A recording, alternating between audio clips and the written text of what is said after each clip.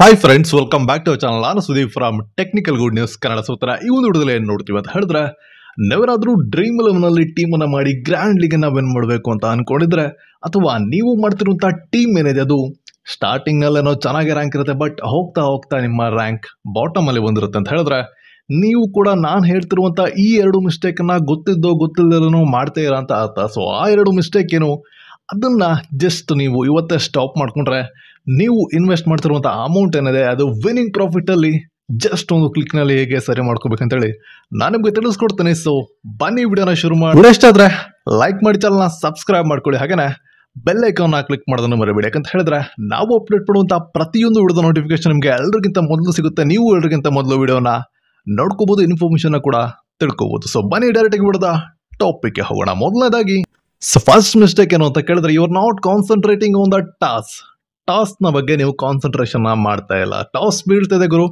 ಯಾವುದೋ ಒಂದು team ಬ್ಯಾಟಿಂಗ್ನ select ಮಾಡ್ತಿದೆ, ಯಾವುದೋ ಒಂದು ಟೀಮ್ ಬೌಲಿಂಗ್ನ ಸೆಲೆಕ್ಟ್ ಮಾಡ್ತಿದೆ, ನೀವು ಪರ್ಸೆಂಟೇಜ್ ವೈಸ್ನ ಪ್ಲೇಯರ್ನ ಸೆಲೆಕ್ಟ್ ಮಾಡ್ತಾ ಇದ್ದೀರಾ. ಟೀಮ್ ಕ್ರಿಯೇಟ್ ಮಾಡಿಬಿಟ್ಟೆ, ನನ್ನ ಟೀಮ್ ಆಯಿತು ಗುರು, ಇವತ್ತು ನನಗೆ 1 ಕೋಟಿ ಬರುತ್ತೆ ಅಂತ ನೀವು ಅಂದ್ಕೊಳ್ತೀರಾ ಅಂತ ಹೇಳಿದ್ರೆ, ನೀವು ಹಾಕೋ ಅಮೌಂಟ್ ಏನಿದೆ ಅದು ಡೆಫಿನೆಟ್ ಆಗಿ ಲಾಸ್ ಆಗುತ್ತೆ. ಸೊ ಏನು ಮಾಡಬೇಕು ಅಂತ ಹೇಳಿದ್ರೆ ಸಿಂಪಲ್, ನೀವು ಇಲ್ಲಿ ವಿನ್ ಆಗಬೇಕು ದೊಡ್ಡ ಅಮೌಂಟ್ ಅಂತ ಹೇಳಿದ್ರೆ ದೊಡ್ಡ ಆಲೋಚನೆ ನಿಮ್ಮ ತಲೆಯಲ್ಲಿ ಇರಬೇಕಾಗುತ್ತೆ. ಅಂತೇಳಿ ಚಿಕ್ಕ ಚಿಕ್ಕ ವಿಚಾರಗಳನ್ನ ಯಾವ 90% ಜನ ಕೈ ಬಿಡ್ತಿದ್ರು ಅದನ್ನು ನೀವು ಕಾನ್ಸಂಟ್ರೇಟ್ ಮಾಡಲೇಬೇಕಾಗುತ್ತೆ. ಏನು ಆ ವಿಚಾರಗಳು ಅಂತ ಕೇಳಿದ್ರೆ, ಟಾಸನ್ನು ಗಮನ ಕೊಡಿ. ಸಿಂಪಲ್ ಆಗಿ ಯಾರು ಟಾಸನ್ನು ವಿನ್ ಮಾಡ್ತಿದ್ರೆ, ಫಾರ್ ಎಕ್ಸಾಂಪಲ್ RCB ಮತ್ತು KKR ಅಂತಾನೆ ಇಟ್ಕೊಳ್ಳಿ, ಅಥವಾ RCB ವರ್ಸಸ್ CSK ಅಂತ ಇಟ್ಕೊಳ್ಳಿ.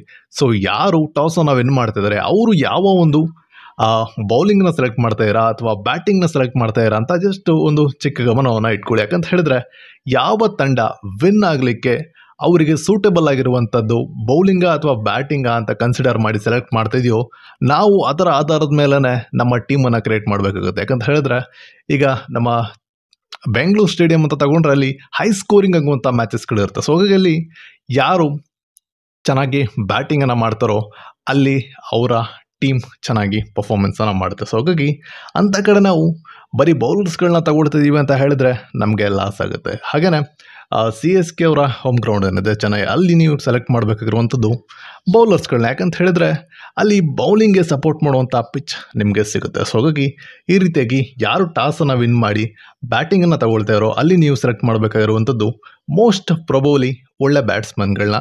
ಹಾಗೆಯೇ ಎಲ್ಲಿ ಬೌಲಿಂಗ್ ಸೆಲೆಕ್ಟ್ ಮಾಡ್ತಾ ಇರೋ ಅಲ್ಲಿ ನೀವು ಸೆಲೆಕ್ಟ್ ಮಾಡಬೇಕಾಗಿರೋದು ಒಳ್ಳೆ ಸ್ಪಿನ್ನರ್ಸ್ಗಳನ್ನ. ಹಾಗೆಯೇ ಡೆತ್ ಓವರ್ನಲ್ಲಿ ಯಾರು ನಿಮಗೆ ವಿಕೆಟನ್ನು ತೆಗೆದುಕೊಡ್ತಾ ಇದ್ದಾರೋ, ಯಾರು ಡೆತ್ ಓವರಲ್ಲಿ ಬೌಲಿಂಗ್ ಮಾಡ್ತಿದ್ದಾರೋ ಅವ್ರನ್ನ ನೀವು ಸೆಲೆಕ್ಟ್ ಮಾಡಬೇಕಾಗುತ್ತೆ ಬೌಲಿಂಗಲ್ಲಿ. ಸೊ ಇದಿಷ್ಟು ಫಸ್ಟ್ ವಿಚಾರ. ಅದೇನಂತ ಹೇಳಿದ್ರೆ ಟಾಸ್ ಕಡೆ ಗಮನವನ್ನು ಕೊಡಿ ಅಂಥೇಳಿ. ಸೊ ವಿಡಿಯೋ ಸ್ವಲ್ಪ ಲೆಂತಿ ಆಗ್ಬೋದು, ಬಟ್ ನಿಮಗೆ ಬೇಕಾಗಿರುವಂಥ ಪ್ರತಿಯೊಂದು ಇನ್ಫಾರ್ಮೇಷನ್ನ ನಾನು ನಿಮಗೆ ಡೀಟೇಲಾಗಿ ತಿಳಿಸ್ಕೊಡ್ತೀನಿ. ಸೊ ನೆಕ್ಸ್ಟ್ ಇರುವಂಥದ್ದು ಸೆಕೆಂಡ್ ಮಿಸ್ಟೇಕ್ ಏನು ನೀವು ಮಾಡ್ತಾ ಇರುವಂಥದ್ದು ಅಂತ ಹೇಳಿ. ಸೆಕೆಂಡ್ ಮಿಸ್ಟೇಕ್ ಏನು ಅಂತ ಹೇಳಿದ್ರೆ, ಟೀಮ್ನ ಸ್ಟ್ರೆಂತ್ ಏನು ಅಂತೇಳಿ ನೀವು ಅನಲೈಸ್ ಮಾಡ್ತಾ ಇಲ್ಲ ಗುರು. ಸೊ ಎರಡು ಟೀಮು ಆಪೋಸಿಟ್ನಲ್ಲಿ ಪೈಪೋಟಿಗೆ ಇಳಿದಿದೆ ಅಂತ ಹೇಳಿದ್ರೆ ಈಚ್ ಆ್ಯಂಡ್ ಎವರಿ ಪಾಯಿಂಟ್ ನಿಮಗೆ ಗೊತ್ತಿರಬೇಕಾಗುತ್ತೆ. ಯಾವ ತಂಡದ ಬಲ ಏನು, ಯಾವ ತಂಡದ ವಿಫಲತೆ ಏನು, ಸೊ ಇದನ್ನು ತಿಳ್ಕೊಂಡಿರ್ಬೇಕು. ಯಾಕಂತ ಹೇಳಿದ್ರೆ ಈಗ ಎರಡು ಟೀಮ್ಗಳು ಅಪೋಸಿಟ್ನಲ್ಲಿ ನಿಂತ್ಕೊಂಡಿದೆ ಅಂತ ಹೇಳಿದ್ರೆ ಯಾವ ಟೀಮ್ನ ಬ್ಯಾಟಿಂಗ್ ಆರ್ಡರ್ ಚೆನ್ನಾಗಿದೆ, ಎಲ್ಲಿ ಬ್ಯಾಟಿಂಗ್ ಸ್ಟ್ರಾಂಗ್ ಆಗಿದೆ ಅಂಥ ಟೀಮ್ ಅವತ್ತಿನ ದಿನ ಆಡ್ತಿರುವಂಥ ಗ್ರೌಂಡ್ ಏನಿದೆ ಅದು ಬ್ಯಾಟಿಂಗ್ ಪಿಚ್ಗೆ ಸಪೋರ್ಟ್ ಮಾಡ್ತಿದೆ ಅಂತ ಹೇಳಿದ್ರೆ ಡೆಫಿನೆಟ್ ಆಗಿ ಮ್ಯಾಚನ್ನ ಆ ತಂಡ ವಿನ್ ಆಗೋದ್ರ ಜೊತೆಗೆ ನೀವೇನು ಆ ತಂಡದಲ್ಲಿರುವಂಥ ಪ್ಲೇಯರ್ಸ್ಗಳನ್ನ ಆ್ಯಡ್ ಮಾಡ್ಕೊಂಡಿರ್ತೀರ ಅದರಿಂದ ನೀವು ಕೂಡ ಒಳ್ಳೆ ಅಮೌಂಟನ್ನು ವಿನ್ ಮಾಡ್ಕೋಬೋದು. ಸೊ ಹಾಗಾಗಿ ಗ್ರೌಂಡ್ ಯಾರಿಗೆ ಸಪೋರ್ಟ್ ಮಾಡ್ತಾ ಇದೆ, ಆ ಟೀಮ್ನಲ್ಲಿರುವಂಥ ಸ್ಟ್ರೆಂತ್ ಏನು, ವೀಕ್ನೆಸ್ ಏನು, ಇದನ್ನು ಅನಲೈಸ್ ಮಾಡ್ಕೊಳ್ಳಿ.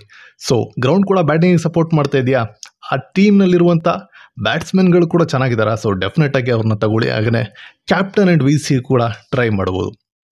ಕ್ಯಾಪ್ಟನ್ ಆ್ಯಂಡ್ ವೈಸ್ ಕ್ಯಾಪ್ಟನ್ ಈ ವಿಚಾರನ ನೆಕ್ಸ್ಟ್ ವಿಡಿಯೋದಲ್ಲಿ ನಾನು ನಿಮಗೆ ತಿಳಿಸ್ಕೊಡ್ತೀನಿ. ಪರ್ಟಿಕ್ಯುಲರಾಗಿ ಯಾವೆಲ್ಲ ಚಿಕ್ಕ ಚಿಕ್ಕ ವಿಚಾರಗಳನ್ನ ಕಾನ್ಸಂಟ್ರೇಟ್ ಮಾಡಿಕೊಂಡು ನೀವು ಕ್ಯಾಪ್ಟನ್ ಆ್ಯಂಡ್ ವೈಸ್ ಕ್ಯಾಪ್ಟನ್ನ ಸೆಲೆಕ್ಟ್ ಮಾಡಬೇಕಂತೇಳಿ ಸದ್ಯಕ್ಕೆ ಈ ಎರಡು ವಿಚಾರಗಳನ್ನ ನೀವು ಕಾನ್ಸಂಟ್ರೇಟ್ ಮಾಡಿ ನಿಮ್ಮ ನೆಕ್ಸ್ಟ್ ನಾಳೆಯಿಂದ ಏನು ಟೀಮ್ ಮಾಡ್ತಾರೋ ಅದರಲ್ಲಿ ಯೂಸ್ ಮಾಡ್ಕೊಳ್ಳಿ. ಸೊ ಫಸ್ಟ್ ವಿಚಾರ ಟಾಸ್ ಕಡೆ ಗಮನ ಕೊಡಿ. ಎರಡನೇದಾಗಿ ಆ ಟೀಮ್ನ ಸ್ಟ್ರೆಂತ್ ಏನು ಅಂತೇಳಿ ಕಾನ್ಸಂಟ್ರೇಟ್ ಮಾಡ್ಕೊಳ್ಳಿ.